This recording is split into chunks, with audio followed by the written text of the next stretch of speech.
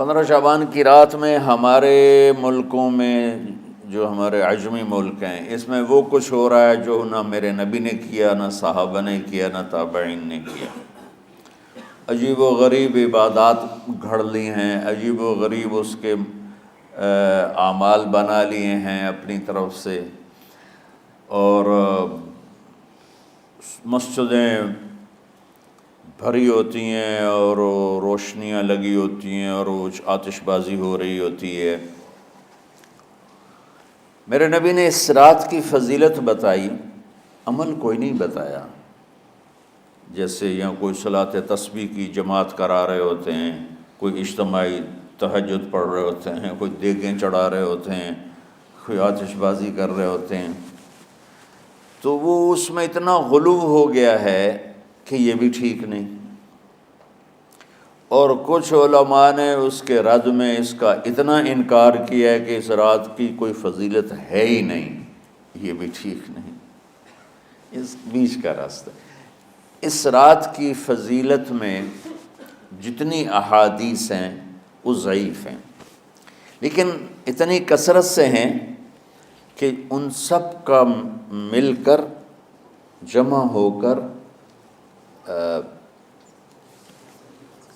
کم از کم وہ حسن لغیر ہی تک تو پہنچ جاتی ہیں۔ اور ابن عثیمین رحمۃ اللہ علیہ نے بھی یہ لکھا ہے کہ زیادہ سے زیادہ ان احادیث کے مجموعے سے، چونکہ اگرچہ ضعیف ہیں لیکن کافی زیادہ ہیں، تو وہ حسن لغیر ہی تک پہنچ جاتی ہیں۔ تو حسن لغیر ہی سے کوئی عمل ثابت نہیں ہوتا، عمل ثابت ہوتا ہے صحیح حدیث کے سے۔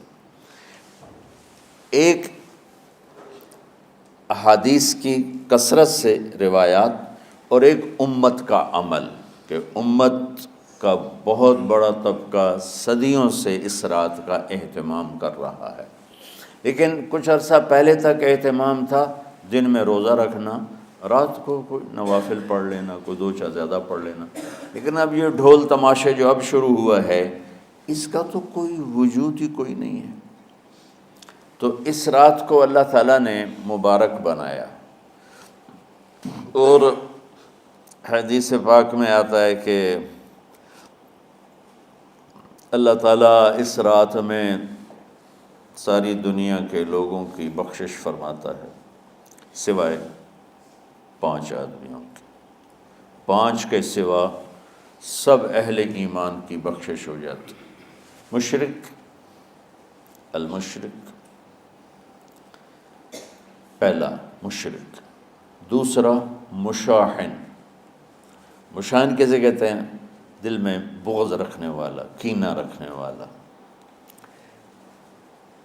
تیسرا مسبل ازارہ، اپنے پاجامے شلوار چادر کو ٹخنوں سے نیچے تک لے جانے والا، لیکن ایک شرط کے ساتھ کہ وہ تکبر کی وجہ سے ہو، سستی کی وجہ سے ہے، غفلت کی وجہ سے ہے۔ چونکہ جب آپ نے ایک مرتبہ اس کے بارے میں بات کی تو حضرت ابوبکر صدیق نے کہا یا رسول اللہ، میری چادر، عرب چادر باندھتے تھے جیسے ہمارے پنجاب کا لباس چادر تھا، اب وہ کم ہو گئے، ہماری تو بزرگ عورتیں بھی اور مرد بھی سب چادر باندھتے تھے، شلوار کا تو کسی کو پتہ ہی نہیں ہوتا تھا ہمارے بچپن میں۔ یہ تو پھر آہستہ آہستہ جب تعلیم آئی تو شلوار دیہاتوں میں بھی اور شہروں میں عام ہو گئی۔ تو اگر وہ اس لیے لٹکا رہا ہے کہ طبیعت میں تکبر ہے، پھر اس وعید کا وہ حقدار ہے۔ اگر ویسے اس کی نیچے جا رہی ہے تو میرا مالک ایسا، وہ تو ہے ہی رحیم و کریم، ہے ہی رحیم و کریم، ہے ہی رحیم و کریم،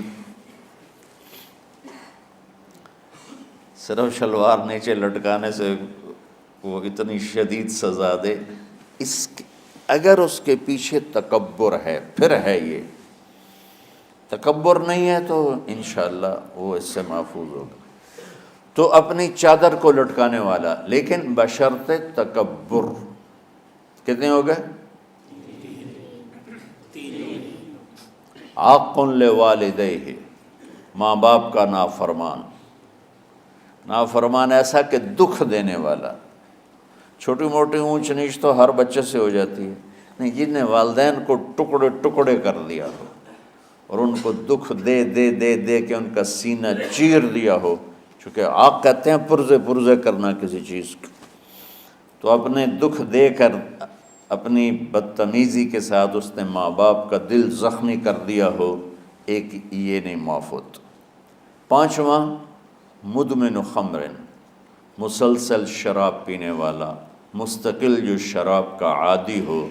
ان پانچ کو مؤخر کر دیا جاتا ہے. معافی نہیں ہونے کا مطلب یہ نہیں کہ اللہ تعالیٰ کبھی معاف نہیں کرے گا. معافی نہ ہونے کا مطلب یہ ہے کہ یہ پانچ ایسے گناہ ہیں کہ اس کی وجہ سے بخشش رک جاتی ہے. اگر وہ شرک سے نکل آئے، وہ کینہ سے نکل آئے، وہ تکبر سے نکل آئے، وہ والدین کی نافرمانی سے نکل آئے، شراب چھوڑ دے، تو ان کی بھی بخشش ہو جاتی. جب کوئی توبہ کرے گا فوراً بخشش ہو جائے گی. نہ 15 شعبان کی ضرورت ہے، نہ لیلۃ القدر کی ضرورت ہے، نہ بیت اللہ جانے کے ساتھ توبہ کی شرط ہے. جہاں بھی وہ بیٹھ کے توبہ کرے گا، جس لمحے میں کرے گا، اسی وقت اس کی توبہ قبول ہوگی اور اللہ اس کے پچھلے سارے گناہوں کو معاف فرما دے گا.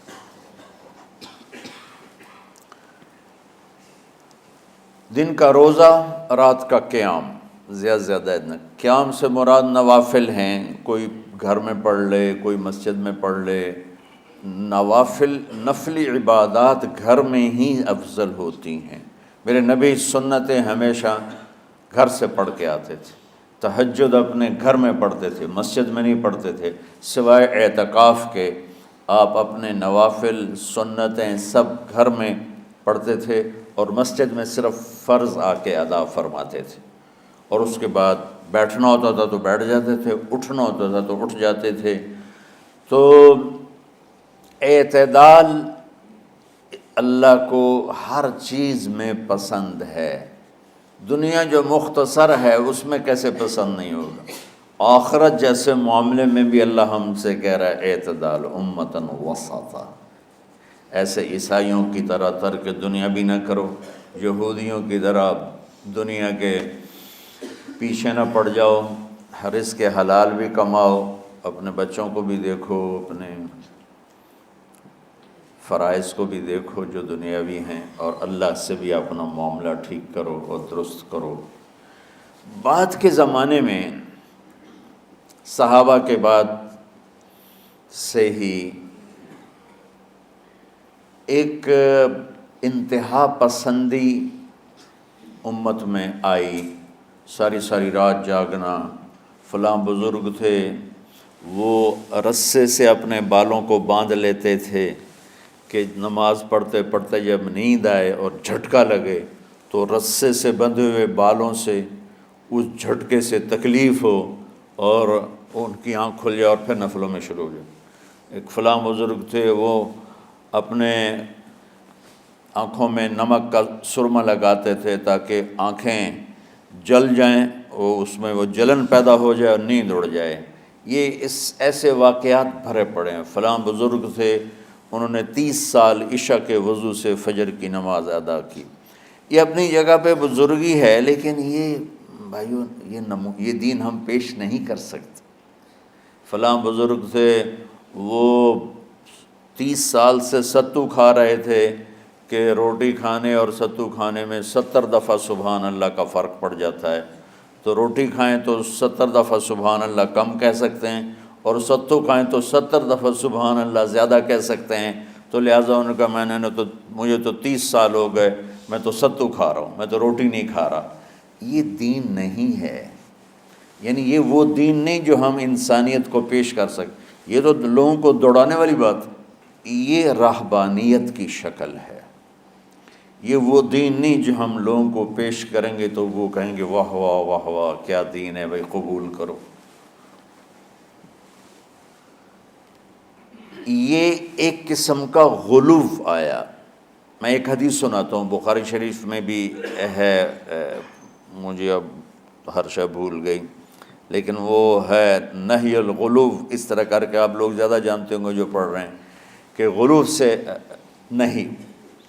حدیث آپ کو سب کو یاد ہوگی کہ 3 صحابہ آئے اللہ کے نبی کے گھر اور پوچھا کہ اللہ کے نبی رات کیسے گزارتے ہیں؟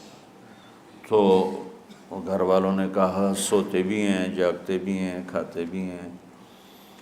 تو وہ تینوں آپس میں کہنے لگے وہ تو نبی ہیں، سوئیں بھی تو کوئی بات نہیں، اور شادی ہے کوئی بات نہیں، ہم تو نبی نہیں، ہمیں تو کچھ کرنا چاہیے۔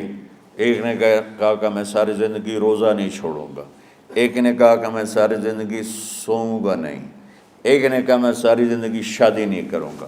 تو دیکھنے میں تو واہ واہ کیا بڑی بزرگی ہے بھائی، بڑے بزرگ ہیں۔ ہمارے نبی کو پتہ چلا آپ نے تینوں کو بلا لیا، کہا تم مجھ سے زیادہ اللہ سے ڈرنے والے ہو، میں تم سے انا اتقاکم یا اخشاکم، الفاظ آپ لوگ کو زیادہ یاد ہوں گے لیکن مفہوم میں صحیح پیش کر رہا ہوں۔ آپ نے کہا میں تم سے زیادہ اللہ کو جانتا ہوں، تم سے زیادہ اللہ سے ڈرتا ہوں، میں سوتا بھی ہوں، میں کھاتا بھی ہوں، میں روزے بھی رکھتا ہوں، میں چھوڑ بھی دیتا ہوں، میری بیویاں بھی ہیں، میں اپنی بیویوں کے پاس بھی جاتا ہوں۔ تم دین میں غلو سے بچو، پہلے امتوں کو ہلاک کر دیا دین میں غلو۔ دنیا میں غلو یعنی انتہا پسندی، ایکسٹریمسٹ ہونا، دنیا ہو یا دین ہو، دونوں میں اعتدال بچو، اللہ تعالیٰ کو پسند ہے۔